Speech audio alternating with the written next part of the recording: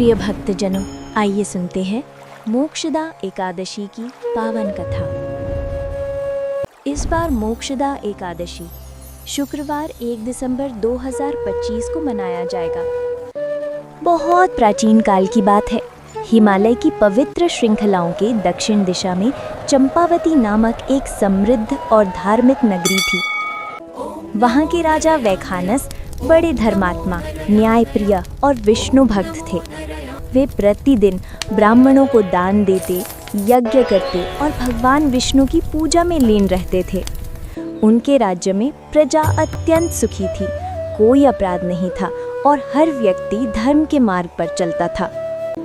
एक रात राजा वैखानस ने एक विचित्र और भयावह स्वप्न देखा।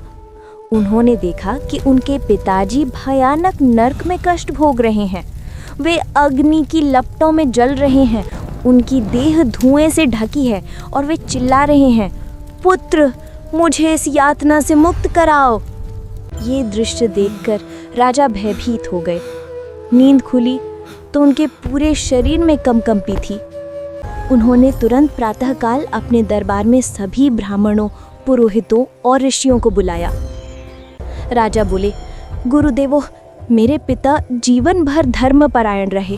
उन्होंने कभी पाप का कार्य नहीं किया, तो फिर आज वे नरक में क्यों पीड़ित हैं? कृपया मुझे इसका कारण बताइए ताकि मैं उनका उद्धार कर सकूं। सभी ऋषि मौन रहे क्योंकि वे इस रहस्य को नहीं जानते थे। अंत में एक वृद्ध ऋषि आगे बढ़े और बोले, राजन, इसका उत्तर केवल पर्वतराज गंधमादन पर रहने वाले पराशर मुनि ही दे सकते हैं। वे त्रिकालदर्शी हैं और तीनों लोकों का ज्ञान रखते हैं। राजा ने उसी क्षण निर्णय लिया कि वे स्वयं पर्वतराज पर जाएंगे। उन्होंने घोड़ा तैयार करवाया और अकेले ही यात्रा पर निकल पड़े। घने जंगलों, ऊंचे पर्वतों और ठंडी हवाओं के बीच लंबी यात्रा के बाद वे गंधमादन पर्वत पर पहुंचे। वहाँ ऋषि पराशर ध्यान मग्न बैठे थे। राजा ने विनम्रता पूर्वक प्रणाम किया और कहा, गुरुदेव, मैंने एक भयावह स्वप्न देखा है। मेरे पिता नरक में हैं। कृपया करके बताइए कि उनका पाप क्या था और मैं उन्हें कैसे मुक्त कर सकता हूँ। ऋषि पराशर ने अपनी दिव्य दृष्टि से ध्यान लगाया और कहा, राजन, तुम्हारे पिता पिछले जन्म में एक ब्राह्मण के घर भोजन के लिए गए थे। वहाँ उन्होंने जल्दबाजी में बिना दान स्वीकार किए ही भोजन कर लिया। वे छोटा सा अपराध उनके पाप का कारण बन गया, परंतु चिंता मत करो, तुम्हारे पिता का उद्धार संभव है। राजा ने उत्सुकता से पूछा, कैसे गुरुदेव?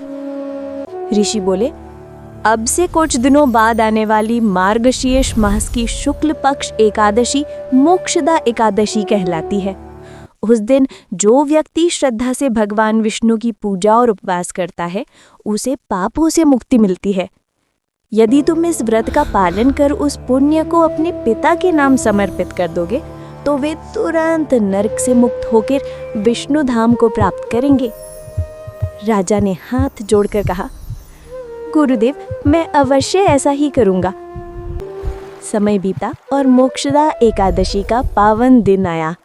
राजा ने प्रातःकाल स्नान किया, स्वच्छ वस्त्र धारण किए और अपने राजमहल को तुलसी, पुष्प और दीपों से सजाया। उन्होंने भगवान विष्णु का ध्यान किया।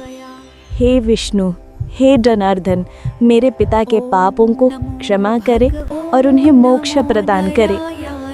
उस दिन उन्होंने निर्जल व्रत रखा, दिन भर भजन और ध्यान किया, रात्रि में जागरण किया और द्वादशी के दिन ब्राह्मणों को अन्नदान, वस्त्र और स्वर्ण दान दिया।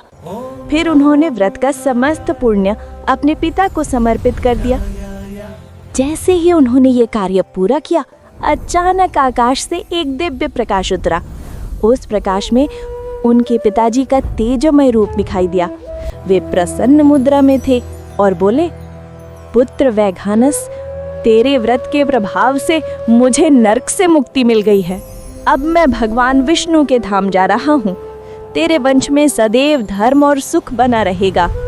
राजा की आंखों से आनंद के आंसू बह निकले। उन्होंने भगवान विष्णु के चरणों में प्रणाम किया और कहा, प्रभु, आपने न केवल मेरे पिता को बल्कि मुझे भी मोक्ष का सच्चा अर्थ समझा दिया। मोक्षदा एकादशी का आध्यात्मिक महत्व। ये वही दिन था जब भगवान श्री कृष्ण ने कुरुक्षेत्र के युद्ध भूमि में अर्जुन को भगवत गीता का उपदेश दिया था। इसलिए ये दिन गीता जयंती के रूप में भी मनाया जाता है। ये हमें याद दिलाता है कि मोक्ष केवल शरीर की मुक्ति नहीं, बल्कि आत्मा के जागरण का नाम है। जो व्यक्ति इस दिन व्रत करता है वो न केवल अपने पापों से मुक्त होता है, बल्कि अपने पितरों का भी उद्धार करता है। इसलिए इस व्रत को पितृ मोक्षदायिनी एकादशी भी कहा गया है। व्रत विधि। प्रातः काल स्नान के बाद भगवान विष्णु की प्रतिमा के सामने दीपक जलाएं। ध्यान पूर्वक ओम नमो भगवते वासुदेवाय मंत्र का जाप करें। निर्जल ये फलाहार व्रत रखें। दिन भर भजन करें और रात्रि में जागरण करें। द्वादशी के दिन ब्राह्मणों को भोजन और दान दें और फिर स्वयं भोजन ग्रहण करें।